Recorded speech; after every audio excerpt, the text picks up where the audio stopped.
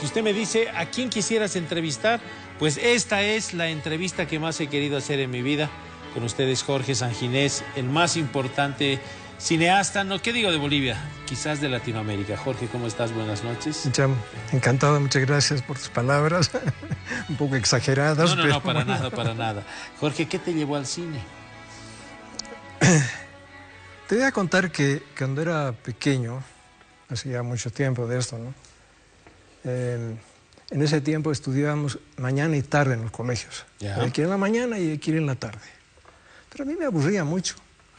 Entonces a mí me encantaba el cine y en la tarde yo iba con mi mandil, mi uniforme y me iba al colegio, teóricamente. Pero lo que hacía en realidad era entrarme a la matiné. Y así durante muchos meses, hasta que finalmente mis padres fueron convocados al colegio y dijeron, sabe que su hijo es un buen alumno, pero nunca viene en la tarde. Y ahí descubrieron mis papás que yo me pasaba la vida en el cine. Entonces mi padre me agarró y me dijo, mira, ¿tú crees que algún día vas a vivir del cine? Y tú le dijiste sí. Estoy seguro, le dije. Y este es el resultado. Bueno, de tu amplia cantidad de films que has hecho, a mí siempre me ha gustado, siempre me ha parecido lo mejor La Nación Clandestina, por lo lúcido. Es decir, La Nación Clandestina se adelanta 15 años a lo que vivimos hoy. Sí. ¿No? Sí. ¿De dónde te surgió la idea de hacer La Nación Clandestina? Es una historia antigua, porque la primera noticia que yo tuve de la historia del danzante ocurrió cuando estábamos investigando Ucamao, en 1965. ¿No? Vino una noticia de Iztachacacho, uno de los muchachos investigadores que era nada menos que Jesús Urragasti. Mira vos. ¿No? Trajo la noticia de que había una danza tremenda, mortal, que se realizaba en Humala y en Achacachi en momentos de gran angustia, de hecatombe, de sequía en las comunidades. Y entonces un miembro de la comunidad se sacrificaba voluntariamente, porque ni siquiera era elegido, y bailaba de danzante hasta morir. Entonces esa noticia, pero no la pude visualizar como película, la tuve ahí años de años. Hasta que tal vez, porque maduré un poco más en mi conocimiento del país, llegó el momento, el año 86, cuando me di cuenta cómo tenía que hacerse esa película. Bueno, ahora esa nación ya no es clandestina más. Claro, claro. Ahora es insurgente. Ahora es insurgente, ahora ha mostrado que tiene capacidad de poder y de hacer las cosas como se han hecho. Sí. ¿No? Ahora, de todas maneras, a mí me queda siempre esa imagen cuando el actor principal dice, no, Maisman ahora, ya no Mamani, ¿no? Ya Maisman. Es decir, esa necesidad del desclasamiento también, de cambiar de apellido, etcétera, que lo lleva al nivel de culpabilidad, ¿no? Claro, claro. Es que era en realidad una nación no solo clandestina, sino una nación perseguida. Claro. En muchos sentidos, ¿no? Una nación que no pertenecía oficialmente a su territorio, que no podía ejercerse como nación, que tenía que ocultar hasta su idioma, hasta su vestimenta, como se ve en la película. Cuando él viaja a la ciudad y la esposa le dice, tienes que ir con tu poncho, y tu sombrero, tu burro, tu chullo. Y dice, ¿cómo? ¿Qué crees, que me crean un indio? Claro. Ahora, de todos tus films, ¿cuál ha sido el más reconocido por el público? Come on. ¿Sí? Comenzamos bien, entonces. Bueno, ¿y por la crítica internacional? La nación, desde luego. Ya. Y nosotros mismos internamente en el grupo Ucamao siempre hemos considerado que sería muy difícil superar esa película. Ahora, ¿cuánto has crecido? ¿Cómo comparas de Ucamao ahora? ¿Cuánta agua ha pasado bajo el río? Mucha agua. El momento más crítico de ese crecimiento al que te refieres ocurrió cuando filmábamos Sangre de Cóndor, Yaguarmalco. Ya. ¿No? Porque estábamos alojados en una comunidad que se ofreció para hacer esta película a través de su Gilacata, porque vino de Gilacata, había visto Ucamao Dijo, yo quisiera que mi comunidad se hiciera una película como esa de Ucamau. Y justo llegó el momento en que estábamos pensando, ¿dónde hacemos esta película? Porque nos habíamos informado de que los cuerpos de paz norteamericanos estaban esterilizando a las mujeres campesinas jóvenes sin su consentimiento. Este era un momento de efervescencia política muy fuerte, ¿no? Había que pensar que en ese momento, en ese año estaba el Che Guevara en Yancahuazú. Claro. Que había triunfado la revolución cubana hacía poco tiempo. Y nos sentíamos los jóvenes muy comprometidos con la sociedad, con nuestro país. Y dijimos, no, esto no podemos dejarlo pasar. Vamos a hacer un documental. Y vamos a denunciar a Bolivia y al mundo lo que están haciendo este crimen de lesa humanidad. Entonces fue Oscar Soria a investigar a Guatajata, porque la noticia vino de una radio de Guatajata. Pero nadie quiso darle información. Tenían miedo, tenían temor. Nadie quiso testimoniar. Se sabía que habían esterilizado a muchas mujeres ahí. Entonces, bueno, dijimos, si no se puede hacer esto, entonces haremos una ficción. Y nos pusimos a trabajar. Y en ese momento llegó el Xilacata de esa comunidad y yo quiero hacer una película en mi comunidad. Nos vamos allá. Nos fuimos con un presupuesto de $350. Que digamos que tal vez $1000 de ahora. Ya. Una vieja cámara y un cheque sin fondos. Y mucha pasión. Que le costó mucho miedo a mis otros compañeros también y a mí también, porque no teníamos cómo devolver ese dinero, ¿no? Pero surgió una reflexión muy linda que decía, bueno, de la cárcel algún momento vamos a salir, pero de la frustración de no hacer esta película no vamos a salir nunca. Qué lindo, qué lindo. Vamos a hacer un corte, enseguida volvemos con Jorge Sanginés.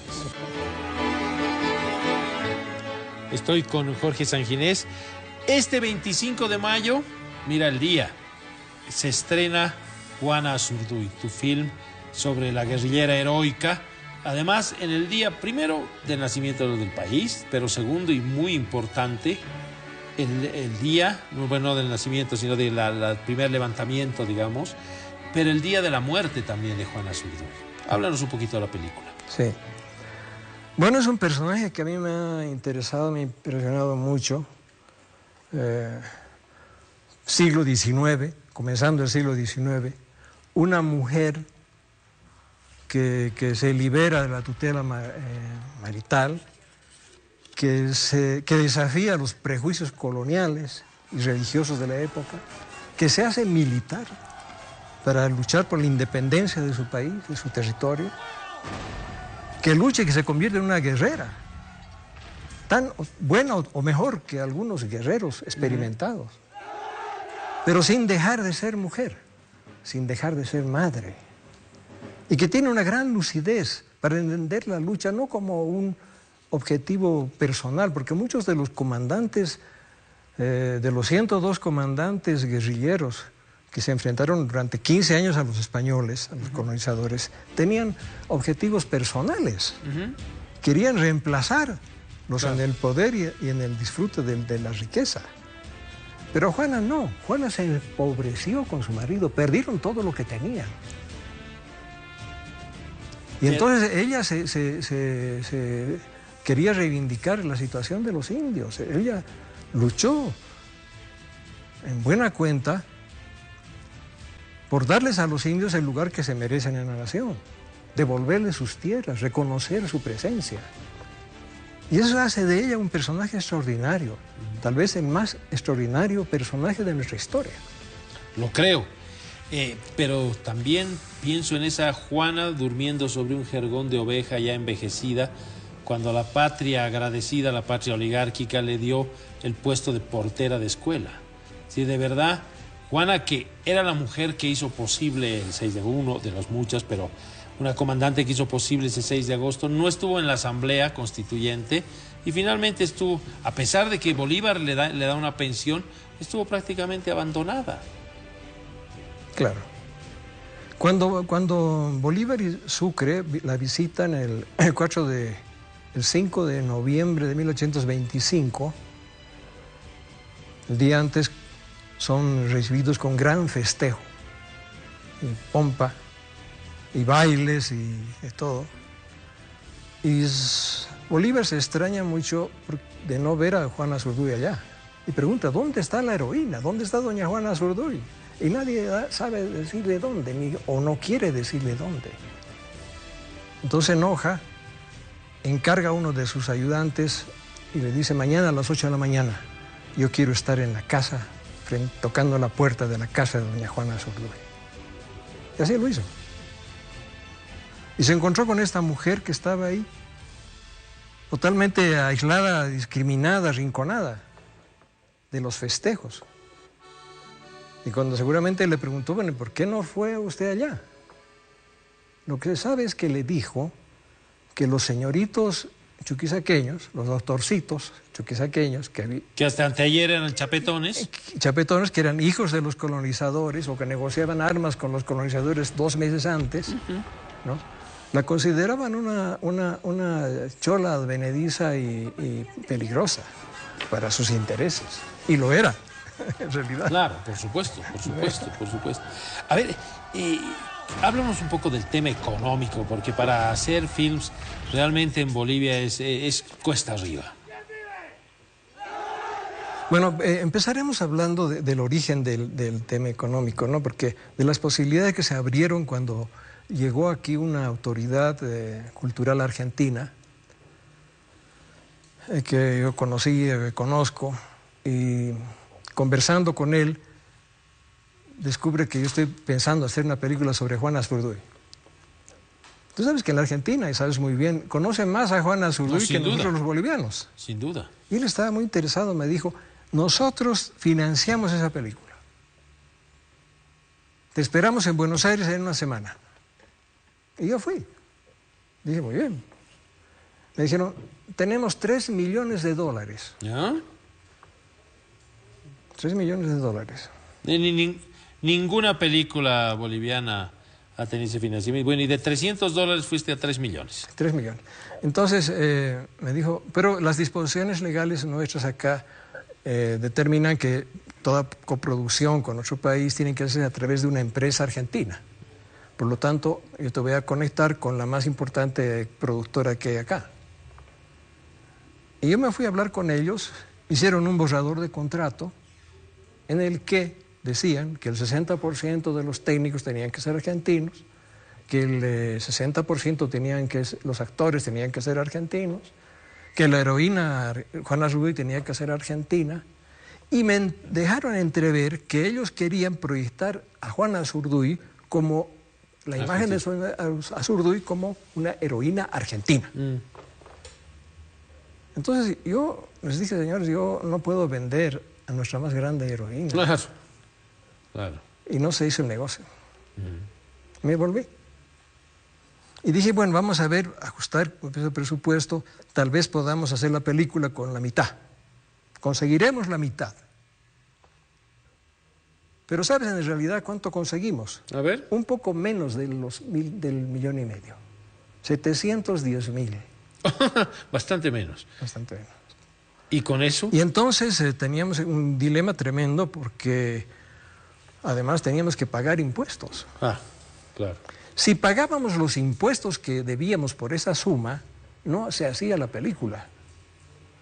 Y decidimos no pagar los impuestos, postergarlos, aunque sabíamos que se iban a duplicar, que ahora ya están triplicados, pero hacer la película. Y ese es el problema que tenemos. Bueno, ¿y cómo la financiaste? ¿Cómo lograste? Entonces, el financiamiento, todo es dinero boliviano, ¿no? ¿Ya? Se han hecho acuerdos de participación con varias instituciones, tanto del Estado como privadas, ¿no? Por ejemplo, con canales de televisión como ATV, claro, o PAT, un acuerdo de derechos sobre la película después de pasado el año de exhibición comercial, o con otras instituciones que han comprado espacios de publicidad dentro de la película, en los títulos iniciales, al final, en todos los materiales que tenemos en la película de promoción. Entonces es interesante porque ese dinero, que era la mitad del presupuesto del 1,5 millones calculado, finalmente si logramos recuperar y si logramos que haya una gran asistencia de público y nos permita pagar esos impuestos, por lo menos tendremos la película y será nuestra. Muy bien. Jorge, muchísimas gracias. Un abrazo muy grande. De verdad he disfrutado mucho charlando contigo. Muchísimas gracias, Ney.